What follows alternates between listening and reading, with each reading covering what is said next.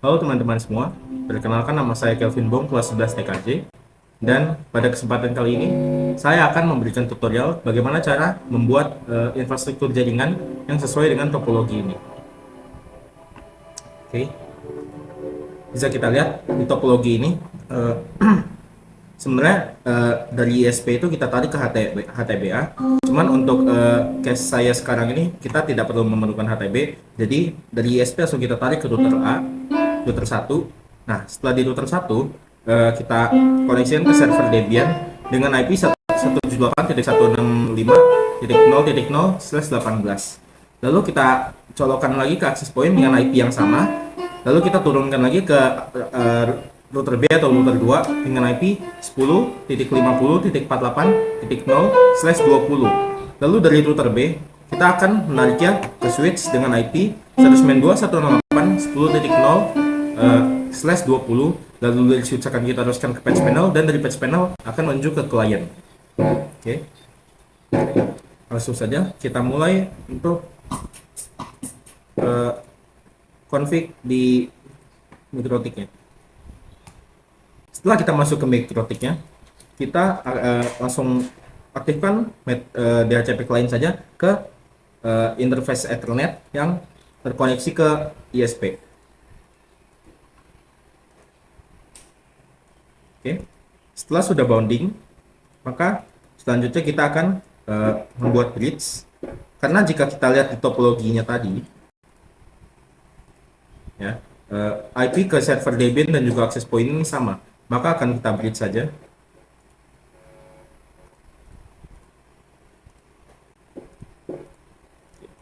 Kita buat bridge di Ether 2, yaitu untuk server Debian, dan juga Ether 3 yang akan terhubung langsung ke access point. Setelah kita memasukkan bridge ya, kita akan tambahkan address ya, sesuai dengan yang ada di topologi, yakni 128.165.0.1/18. Kita tambahkan ke interface bridge 1, lalu kita akan konfigurasi gateway seperti biasanya. Kita tambahkan DNS, centang allow remote request ya.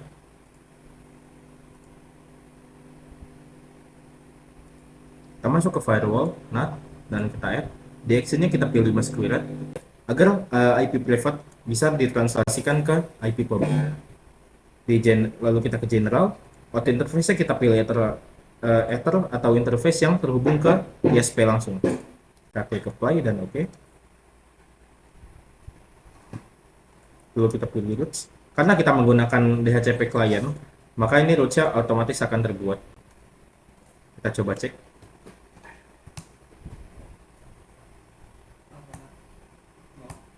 Oke, kita coba cek apakah sudah terhubung ke internet.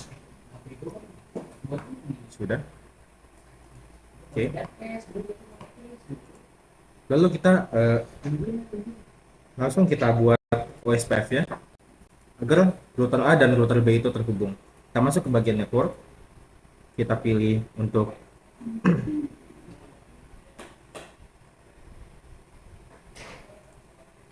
klien kita 128.165.0.0/18.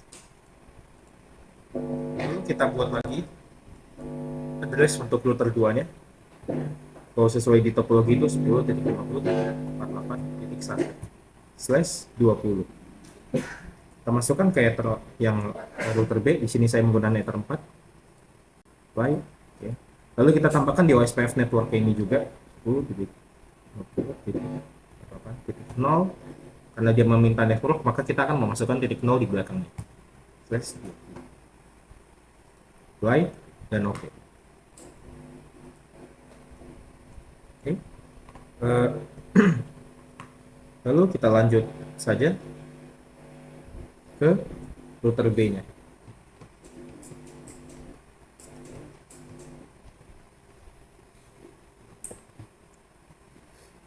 Sebentar.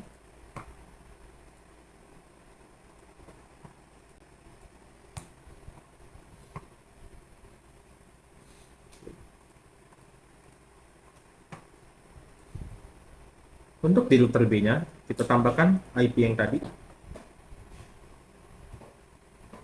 2/20, lalu kita tambahkan ke interface yang terkoneksi ke router 1, yaitu di sini saya menggunakan Ether 1. Baik. Oke. Nah, kita tambahkan lagi ke Ether 2-nya. Jika kita lihat di topologi, nah, di topologinya ini, router B-nya itu akan terkoneksi ke switch ya, dengan menggunakan IP 192.168.10.0/29. Maka kita tambahkan saja langsung 192.168.10.1/29 ke Ether yang terhubung ke switch kedua. Oke. Lanjut, kita masukkan DNS. Kita sekarang akan konfigurasi internet gateway seperti biasanya. Centang program request, apply. Oke.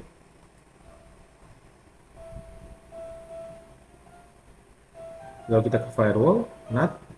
Jangan lupa di actionnya kita pilih yang miss cleared. Lalu kita ke general, auth interface-nya itu ke Ether yang mengarah ke internet atau ke router A, yaitu Ether 1. Apply dan OK. Kita masuk ke roots. Di roots kita pilih yang gateway atau yang di bawah. Kita ketikkan gateway router A itu 10.50.48.1. Apply. Pasti di sini akan muncul reachable Ether 1. Oke. Lalu kita langsung saja kita langsung OSPF sama seperti di router A. Kita tambahkan network untuk IP antar routernya 10.50.48.0/20. Apply.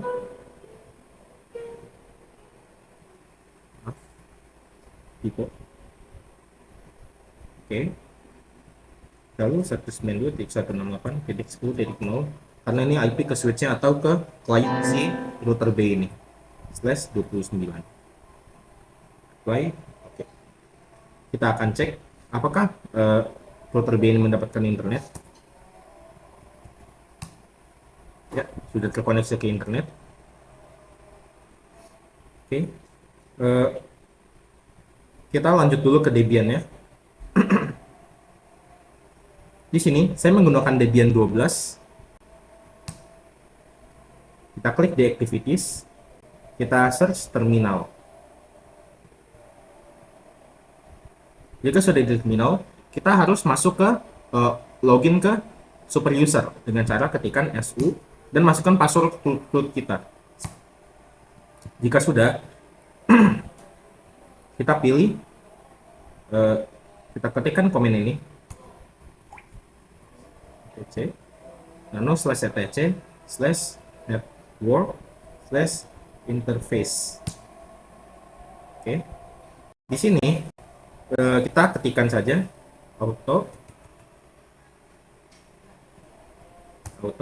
enp0s3, lalu kita ketikkan ifs enp0s3 inet static ya. Kita akan menggunakan static di sini karena di MikroTik tidak ada DHCP sama sekali dan DHCP-nya itu dari Debian ini sendiri.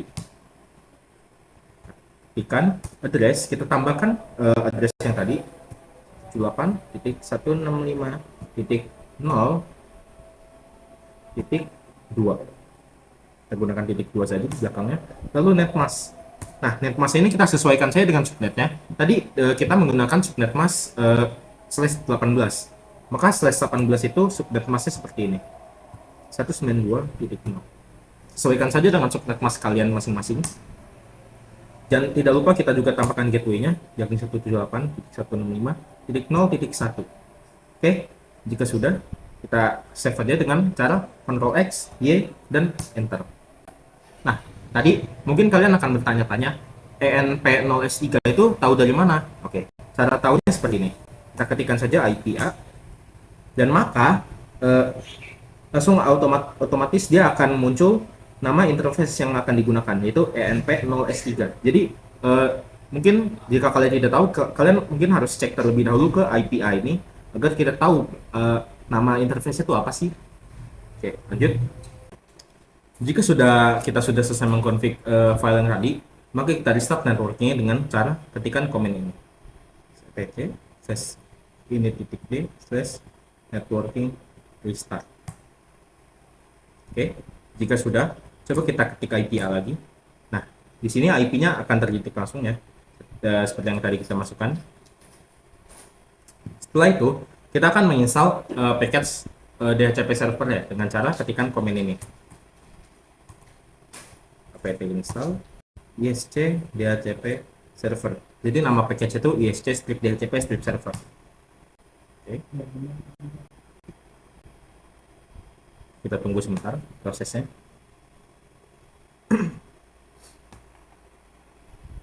Oke. Jika sudah, kita masuk ke komen ini.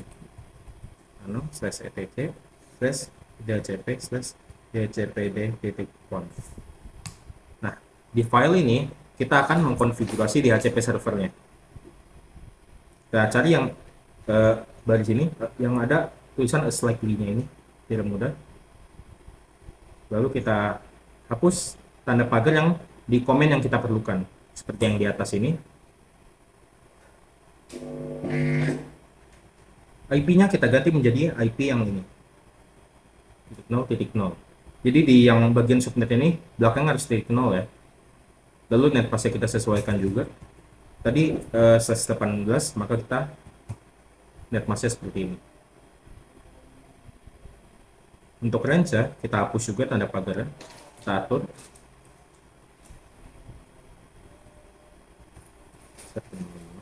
0.0 titik. Kita akan mulai dari titik 5 saja sampai dengan titik 63.254. Jadi untuk range subnet mask 18 adalah segini. Yang di bawah juga yang option domain name server juga kita akan menggunakannya. Kita ganti menjadi DNS Google, yakni 8888. Yang bawah ini hiraukan saja. Kita lanjut ke option routers. Option routers ini ya, maksudnya itu gateway-nya. Kita ketikkan saja gateway-nya 0.1. Kalau yang tadi itu gateway-nya, maka kita di sini option broadcast address ini adalah IP broadcast ya. Kita ganti 63.255 karena sesuai dengan subnet mask yang tadi. Untuk default list time dan juga max list time kita biarkan saja, tidak usah diubah-ubah. Oke, DHCP server pertama sudah selesai. Kita sekarang akan membuat DHCP server baru lagi dengan cara kita ketikkan ulang saja line-line yang seperti yang di atas tadi. Cuman kita akan mengganti IP-nya dengan IP yang akan didistribusikan ke switch melalui router B, yakni 192.168.10.0. Dan net mask-nya tadi itu /29, maka net mask itu 2 yang kurung per awal. Lanjut kita atur range-nya mulai dari 192.168.10.2, sesuaikan dengan subnet mask kita masing-masing ya, sampai dengan 10.6. Tanda titik koma untuk mengakhiri komennya. Untuk option domain name servernya juga sama. Kita ketikkan saja DNS Google lagi. Kita masukkan lagi gateway routersnya tadi, yakni 192.168.10.1.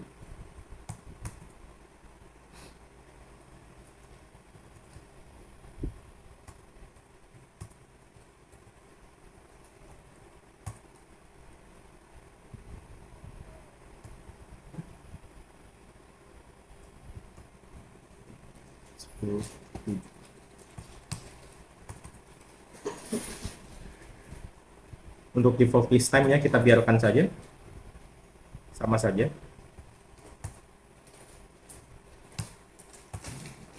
Max list time-nya juga ikuti saja seperti yang di atas.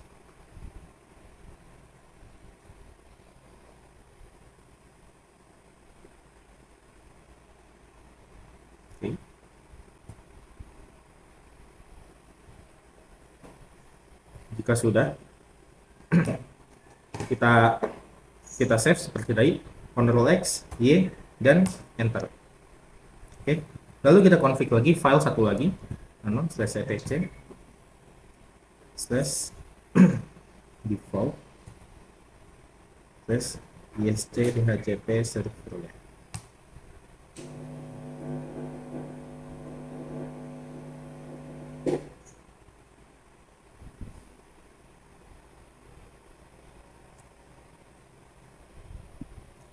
Oke.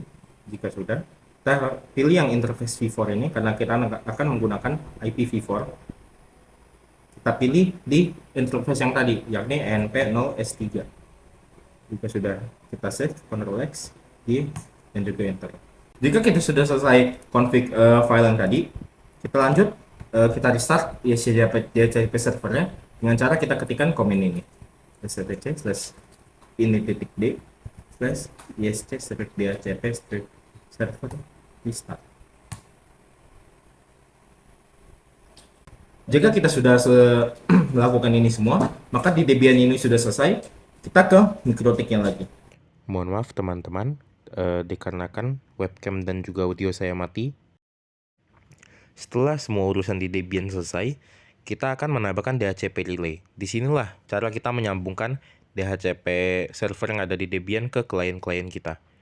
Kita masuk ke DHCP relay, lalu kita tambahkan di IP Debian-nya, bagian DHCP server, dan ke interface yang kita mau.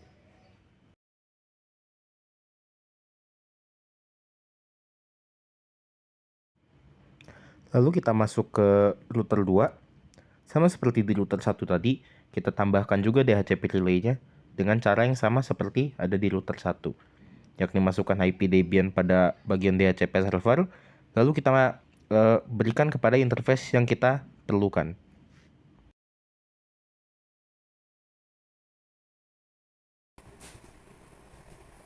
Oke, kita ke mikrotik router 1. Di sini sesuai dengan topologinya. Kita lihat pada topologinya di sini. Nah, di topologi ini pada router A, di sini kita juga harus mengkoneksikannya ke access point dan juga ke client hotspot. Oke. Nah, caranya bagaimana? Caranya adalah kita akan config hotspotnya. Kita klik hotspot setup. Lalu kita ke bridge 1, karena Ether 3 sudah slave, jadi meskipun di topologinya itu kita menggunakan Ether 3, tapi karena dia sudah slave di bridge 1, jadi tidak bisa ditambahkan di hotspot setup.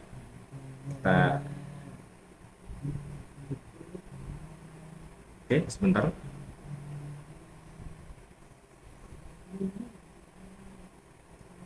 Kita pilih bridge 1, next. Nah, untuk di DNSM ini sebenarnya bebas, tapi karena ini tes, jadi kita namakan saja tes.com. Oke. Nah, sesuai dengan di tugasnya itu, kita untuk user dan juga passwordnya itu menggunakan nomor absen kita masing-masing. Nah, sini saya akan tambahkan saja langsung 0808. Oke. Nah, karena hotspotnya ini ke bridge 1, jadi otomatis Debian-nya juga harus login jika ingin menggunakan internet. Maka caranya bagaimana? Kita gunakan IP bindings, kita klik. Nah, di bagian address ini kita isi address yang ada di Debian. Tadi kita sudah melakukan IP static di Debian-nya, kita masukkan saja tik 2. Nah, untuk tipenya itu kita pakai tipe bypass agar dia bisa membypass dan tidak usah login ketika ingin menggunakan internet dari mikrotiknya ini. Kita klik apply dan oke. Nah, jika sudah, kita akan masuk ke bagian access point-nya. Nah, karena webcam yang saya gunakan itu merupakan berbentuk software yang bernama Ilius, maka ketika saya terputus dari koneksi jaringan WiFi saya akan webcam saya akan terputus juga. Begitu pula dengan audionya. Dan ketika kita ingin mengkonfigurasi TP-Link, maka kita harus masuk ke koneksi jaringannya dulu terlebih dahulu. Bisa melalui wireless ataupun juga kabelan. Langsung saja kita masukkan IP gateway dari TP-Link yang tersebut.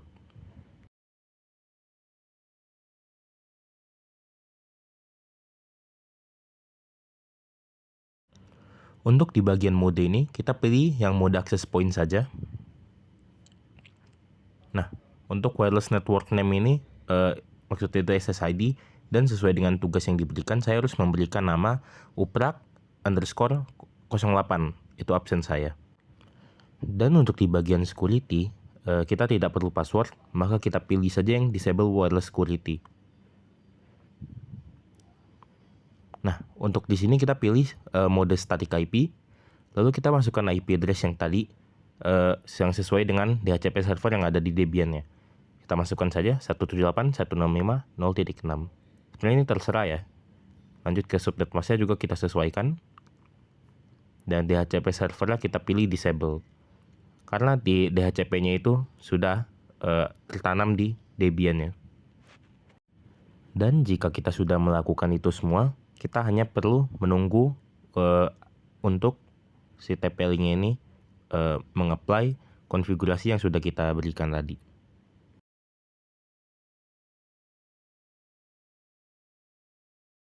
Nah, tidak usah heran dan khawatir apabila kita tidak bisa mengakses ke situs TP-Link-nya ini, karena modenya tadi kita sudah pilih mode access point, jadi kita tidak bisa mengubah atau mengkonfigurasi apapun yang ada di dalam TP-Link-nya tadi.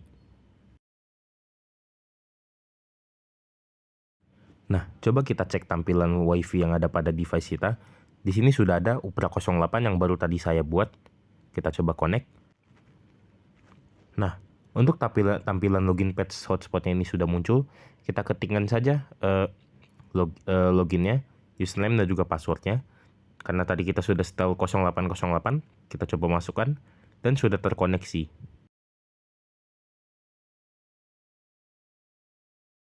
Nah, coba kita cek IP-nya sekarang. Kita buka command prompt, lalu kita ketikkan perintah ipconfig untuk melihat IP yang kita dapatkan. Di sini bisa dilihat, kita mendapatkan IP yang sesuai dengan konfigurasi kita, yakni 178.165.63254. Oke, setelah selesai, sekarang kita akan lanjut ke proses berikutnya, yakni pemasangan rack server. Oke, langkah pertama adalah pemasangan cache-nuts untuk switch dan juga patch panelnya nanti. Di sini, saya berencana untuk memasang switch pada U29 dan juga patch panel pada U27. Oke, di sini akan saya percepat saja agar tidak memakan banyak waktu.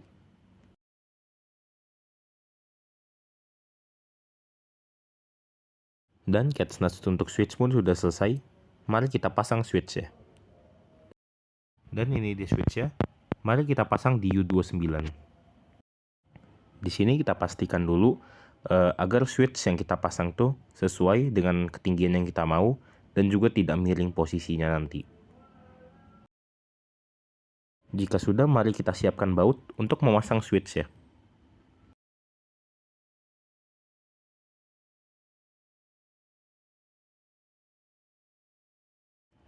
Lalu kita masukkan baut ke dalam cache-nuts. Pastikan dengan kencang agar switch ini tidak berpindah-pindah dan tetap di posisinya di sendiri.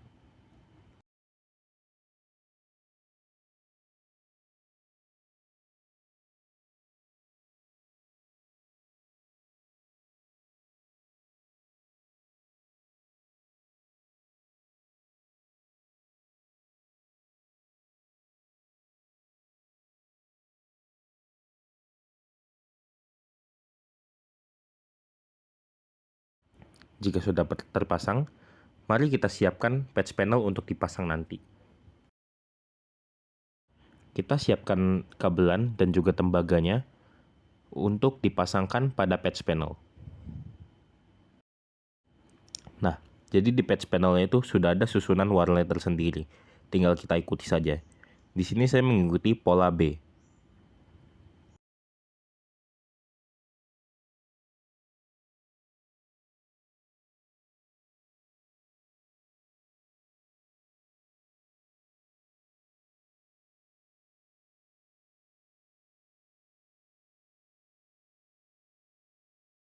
Jika sudah disusun dengan rapi, kita ambil alat yang bernama punch tool. Nah, jadi di punch tool ini ada sisi yang tumpul dan juga ada sisi yang tajam sebagai mata pisau. Pastikan sisi yang memiliki mata pisau ini selalu ada di bagian luar dari patch panelnya tersebut. Pastikan juga tembaga kabelannya itu sudah sampai mentok di ujung.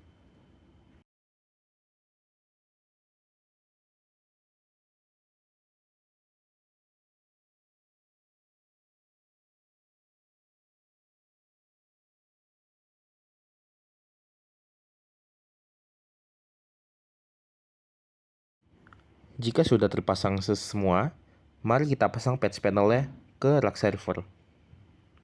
Sama seperti sebelumnya, kita masukkan catch nut-nya terlebih dahulu.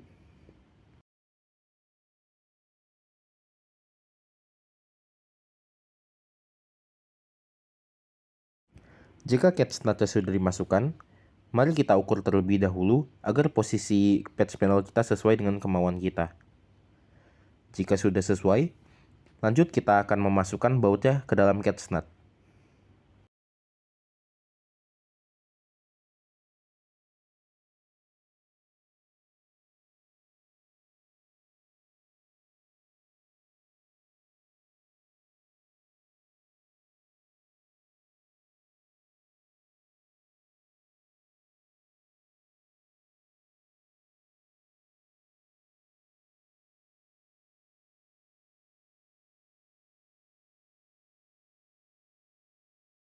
Lanjut kita nyalakan switch ya.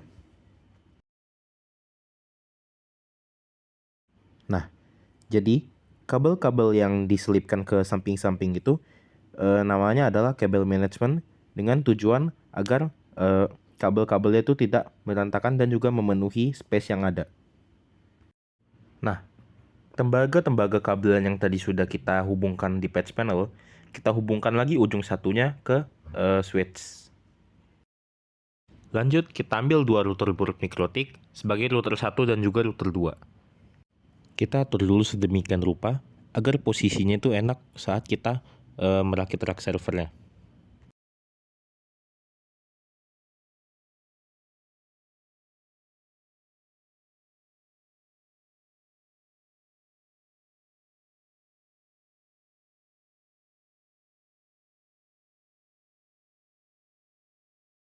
Lanjut, kita ambil kabel ISP untuk disambungkan ke router 1.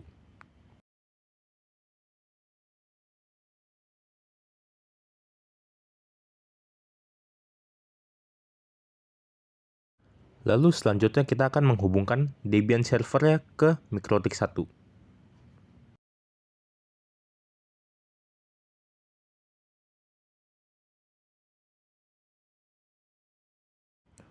Lalu kita ambil kabelan lagi, kita masukkan ke Ether 3 untuk dihubungkan ke access point.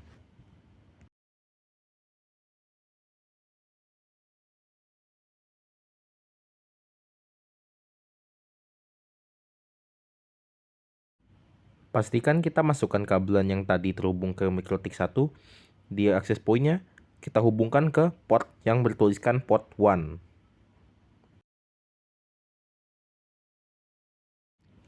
Lanjut, kita nyalakan access point-nya.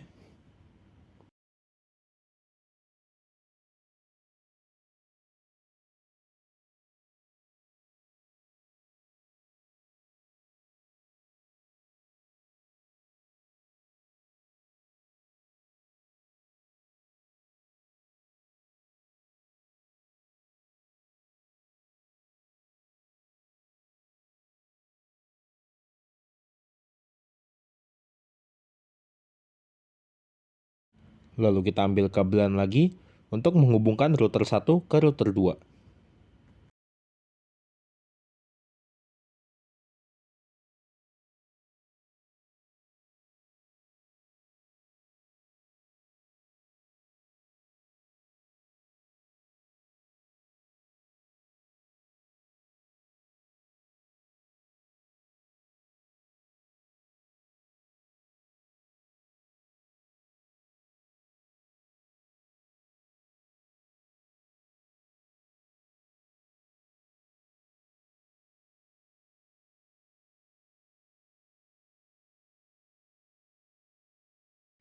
Dan kita ambil kabelan lagi untuk menghubungkan MikroTik 2 ke switch.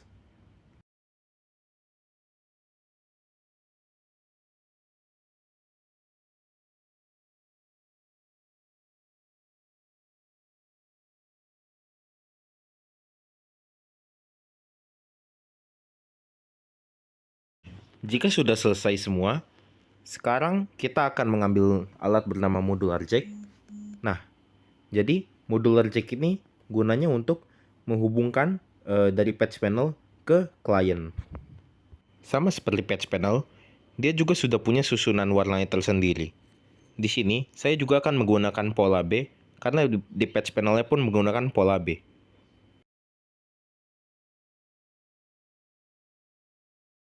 Jika sudah tersusun rapi, kita ambil lagi alat yang namanya pansul. Dan sama seperti tadi, kita pastikan sisi yang mempunyai mata pisau atau sisi yang tajam itu selalu menghadap keluar, bukan ke dalam. Pastikan tembaga kabelannya itu sudah mencapai pojok.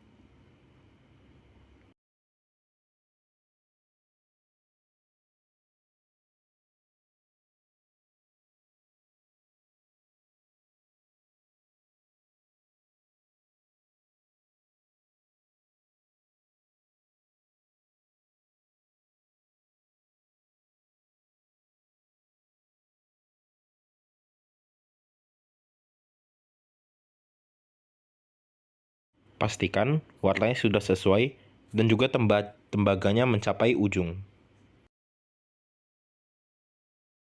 Nah, kabel yang ada modular jack-nya tadi kita pasang ke patch panel, lalu dari modular jack-nya kita hubungkan kabelan yang menuju ke klien.